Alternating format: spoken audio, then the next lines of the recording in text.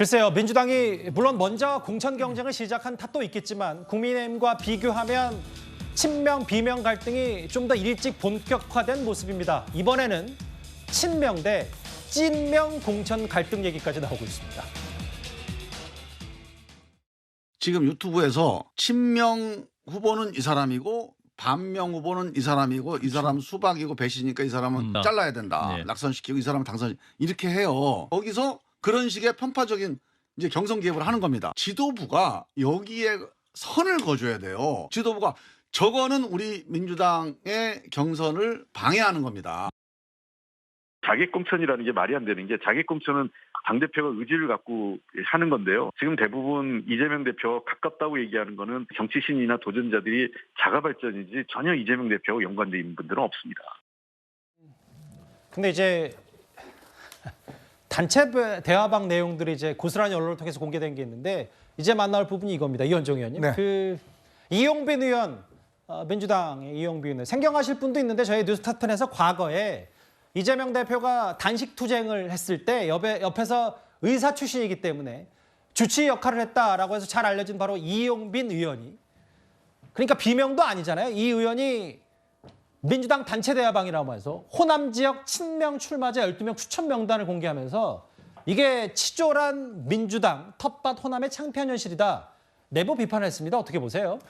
그러니까 지금 이용민 의원은 광산갑을 이제 지금 광주 광산갑을 지역구로 하고 있는 의원인데요. 지금 서서히 이제 보니까 친명계가 이제 공천에 있어서 본인들과 어떤 이 관계 있는 사람들에 대한 이제 본격적인 저는 뭐 내부 운동에 들어간 게 아닌가 이렇게 보여집니다.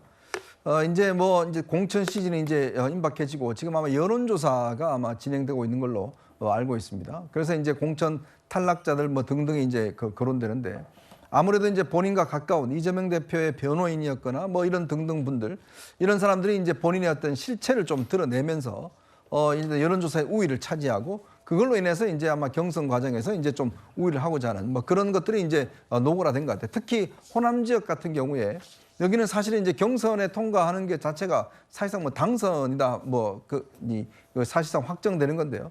그러다 보니까 좀 더 일찍 시작한 것 같습니다. 나머지 지역 같은 경우는 뭐 이제 좀 시간적인 여유가 있지만 특히 이제 광주나 호남 지역 같은 경우는 이제 곧 경선 통과가 당선이다. 뭐 이런 이제 프레임이 작동하다 보니까 내부의 어떤 이 이재명 대표와 가까운 분들, 특히 저는 여기 주목받는 게 이재명 대표 변호했던 박균택 변호사가 여기에 포함되어 있는 거. 이것 또한 좀 주목되는 바가 있습니다. 저기 박균택 변호사가 이제 쌍방울 대북송금 관련해서 수원지검에 같이 입회했던 그렇죠. 그 변호사잖아요. 만약 이렇게 해서 이분이 공천을 받는다 그러면 이게 이해 충돌의 가능성이 없을까요?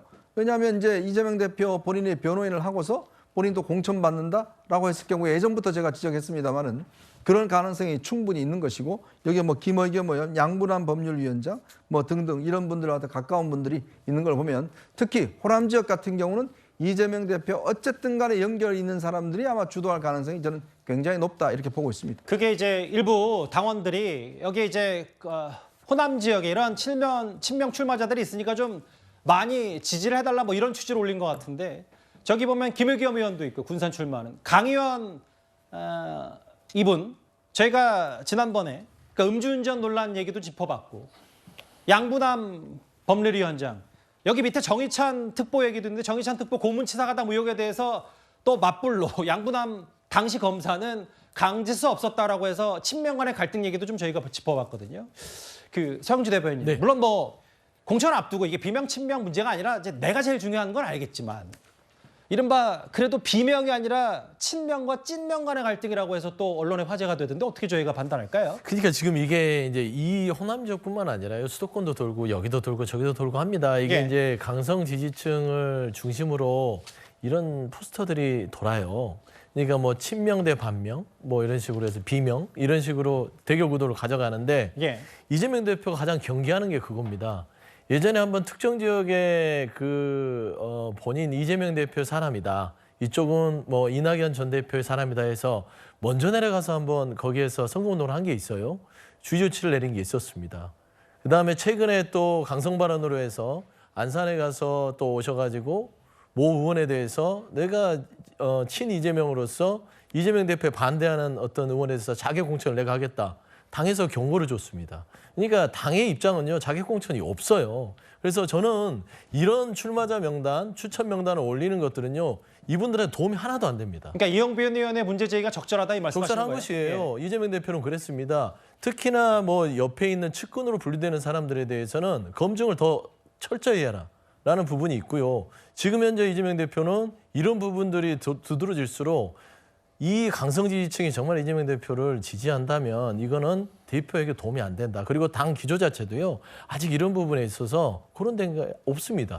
그래서 이런 부분들에 있어서는 이용빈 의원은 굉장히 좀 화가 나실 거예요. 그리고 좀 어처구니도 없을 거고요. 그래서 이런 것들 뭐 선거 때가 되면 뭐 지지층들 위주로 돌긴 하지만 믿을 건 못 된다. 저는 그런 말씀드립니다. 근데 이제 시스템 공천을 이제 내세우고 있는 민주당인데 만약에 또 이 인물들이 또 고스란히 만약에 다 공천이 된다면 또 여기서부터 또 이른바 친명 출마, 호남 출마자들 논란도 확산될 수 있는데 일단 뭐 아직까지는 그 수준은 아니집니다만.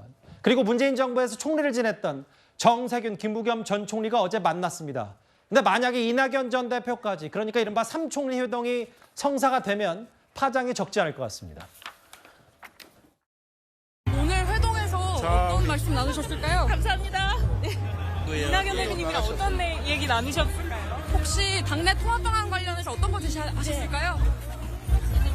오늘은 정치 행사가 아니니까. 정 전 총리님은 혹시 당 통합 방안에 대해서는 말씀 나누셨을까요? 당 통합 방안 관련해서는 아니, 정세균 얘기 없었습니다. 혹시 신당 창당 가능성에 대한 얘기 우려도 공유하셨을까요? 얘기 없었어요. 다음 주에 새 총리님들 회동 조율하신다는 거 관련해서는 혹시 정해진 거 있을까요? 그렇게 구체화된 얘기가 아니라고 들었습니다. 이재명 대표 측에서는 혹시 만나자는 어떤 시도가 있었을까요?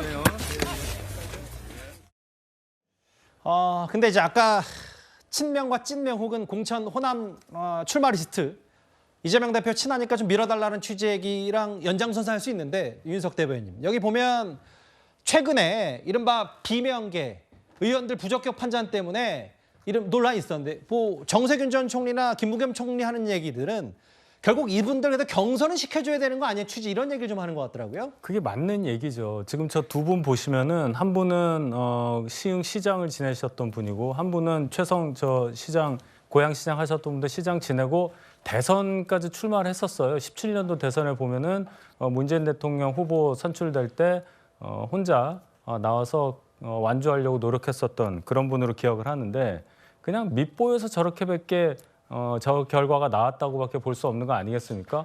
어떤 당에 피해를 줬길래 이 공천 적격 심사에서 탈락하느냐? 이분들 본인이 납득이 안 되니까 이의 신청을 한 거고 거기에 대해서 또 기각을 한 건데 저렇게 되면은 민주당 입장에서는 저분들이 뭐 무소속으로 나간다든지 다른 방법을 통해서 총선에 나가면 득될 게 하나도 없습니다. 그럼에도 불구하고 저렇게 했다는 것 자체가 아까 서영주 대변인은 민주당 안에 그런 게 없다고 얘기를 하지만 있는 거예요. 있으니까 삼총리라고 하는 분들 그중에 두 분의 총리마저도 그런 얘기를 하는 거 아니겠습니까? 아까 광주 광산갑의 이용빈 의원 같은 경우도 의료 주치의 그리고 법률 주치의 박균택 이 얘기를 우리가 몇 달 전에 계속 했었어요. 예. 그런데 그런 박균택 변호사는 출판 기념회도 하고 거기서 현수막 붙이면서 막 하고 있는데 결국은 그럼 어디서 출마할 거냐? 이번 출마가 거의 확실한 건데 그럼 결국 똑같은 지역에서 할 거예요.